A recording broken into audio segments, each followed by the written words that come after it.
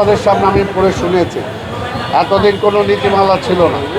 আমরা এটা বলেছি 2 সপ্তাহ সময় নিয়েছি, এবং এটা আমাদের সাথে সাথে পুলিশও তাদেরও ব্যাপার, এবং এই 2 সপ্তাহের মধ্যে আমরা হকারদের একটা সিস্টেমের মধ্যে নিয়ে আসবো, সেটা আমরা আশা করি ইনশাল্লাহ।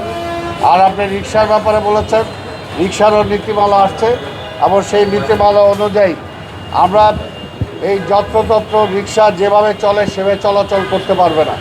ঢাকা দক্ষিণে 4টা অঞ্চলে ভাগ করা হবে। এই 4টা অঞ্চলে রিক্সা 4টা অঞ্চলে চলবে, তারা অন্য কোনো অঞ্চলে যেতে পারবে না। উত্তরে রিক্সা দক্ষিণে আসতে পারবে না।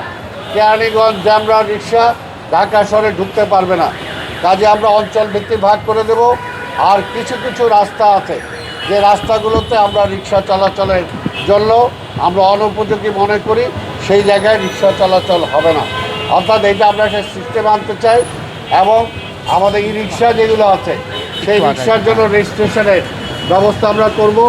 তারা আমাদের প্রথম হলো যে আমাদের বেঁধে দেওয়া ফ্যাক্টরিতে তারা তাদের সেই ফ্যাক্টরির ছাড়পত্র তারা নিয়ে আসবেন। সেই ছাড়পত্র আনার পরে বুয়েটের ছাড়পত্র আনবেন।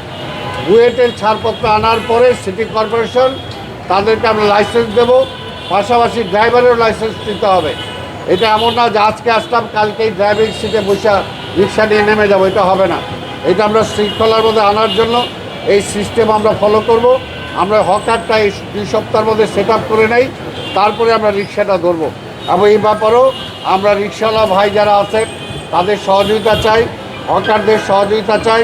হকারদের ব্যাপারে গতকাল না পরশু আমি আপনাদের সামনে তুলে ধরেছি, আপনারা দেখেছেন।